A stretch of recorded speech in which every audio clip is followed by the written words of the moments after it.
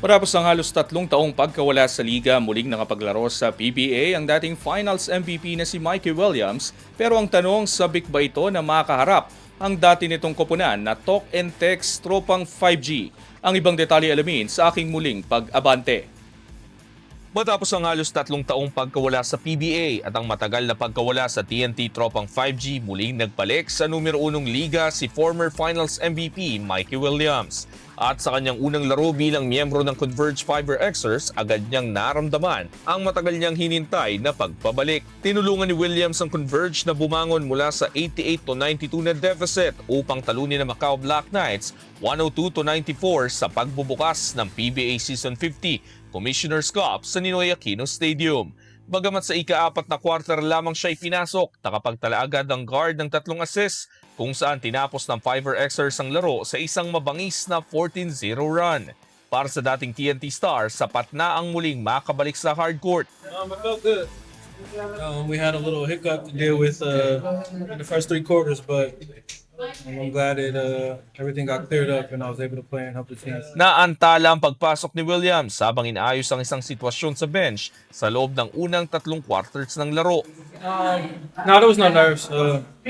There was an issue going on, so we were just trying to figure that out. Nang tuluyang makapasok sa laro, inamin ni Williams na saglit bago niya tuluyang naramdaman na muli siyang naglalaro sa PBA. I'm just glad everything was cleared up and my coaches gave me the go-ahead that I could play, so they inserted me and it just felt good to be out there. It took about maybe 1 to 2 minutes until I realized I would be out there, but I'm glad I got a good little sweat in. Huling naglaro si Williams sa liga noong championship run ng TNT bago ang matagal na pagkawala na nagdulot ng tanong kung muli pa ba siyang makakabalik sa liga. Kaya para sa guard, ang muling pagtapak sa court ay may espesyal na kahulugan. I feel like it was built up for a cool minute. You know, time after time, and being able to just do what I love to do. That's the hardest thing to fathom. So I was just happy to just touch the floor and be able to bounce the ball again. Ngayon bilang bagong miyembro ng Converge, sinabi ni Williams na layo niyang dalhin ang kanyang karanasan sa championship run upang tulungan ang batang core ng Fiber Xers. They already have a great foundation from guards to bigs.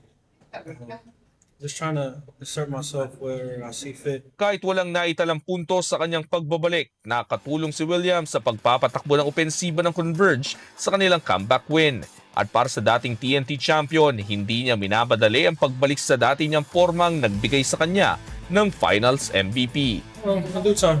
I'm not gonna rush it. It's just my first game back. Got a long season, so it'll come when it comes. If it comes.